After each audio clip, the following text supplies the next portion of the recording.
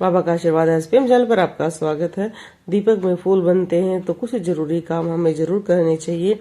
आपको सिद्धियां प्राप्त हो रही हैं, आपको बहुत कुछ प्राप्त हो रहा है। जैसे एक ऋषि बैठ जाता है तपस्या पर, उस टाइम वो बिल्कुल भी किसी से बात नहीं करते हैं, शांत रहते हैं।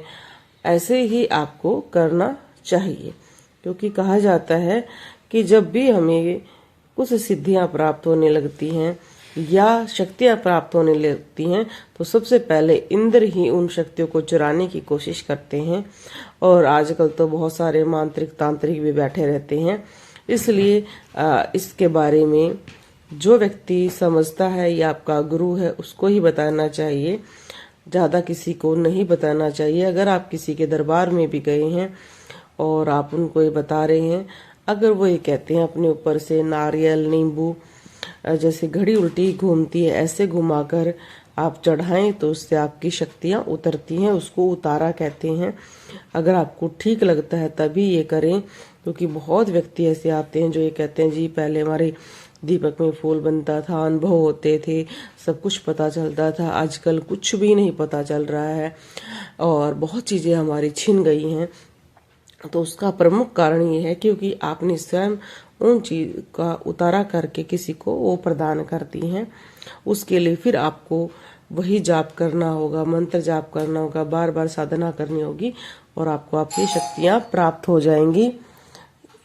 इसीलिए कहा जाता है कि अगर आपको कोई चीज समझ में नहीं आती है तो सामने वाले से आप जरूर पूछें कि आप उतारा करवा रहे हो, इससे मुझे क्या हानि हो सकती है। क्योंकि कई बार उतारा करने के बाद कुछ व्यक्ति तो स्वयं में कहते हैं हमें शक्तियां नहीं चाहिए होती हैं, तो उससे उतारा करवा दिया जाता है। पर उतारा कराने से आपका शरीर खाली हो जाता है और आप पर नेगेटिविटी जल्दी ही हैवी हो सकती है। दूसरा, दीपक में फूल बनते हैं तो आप उनको संभाल कर रखें, उनका आप बहुत सारा फायदा उठा सकते हैं। बहुत प्रभु की कृपा आपको प्राप्त हो सकती है, अलग अलग रूप में उनको ले सकते हैं। इस विषय पर मैंने वीडियो बनाई है कि कैसे उसका आप प्रयोग कर सकते हैं। तीसरा प्रभाव मैं बताती हूँ। अगर आपके दीपक में फूल बनता है तो आप कोई भी मंत्र बहुत जल्दी सिद्ध कर सकते हैं और वो मंत्र बहुत ही प्रभावशाली हो सकता है। इसके लिए अगर आप किसी का भला करना चाहते हैं अपने ही परिवार में, उसके लिए आप मंत्र जाप कर सकते हैं।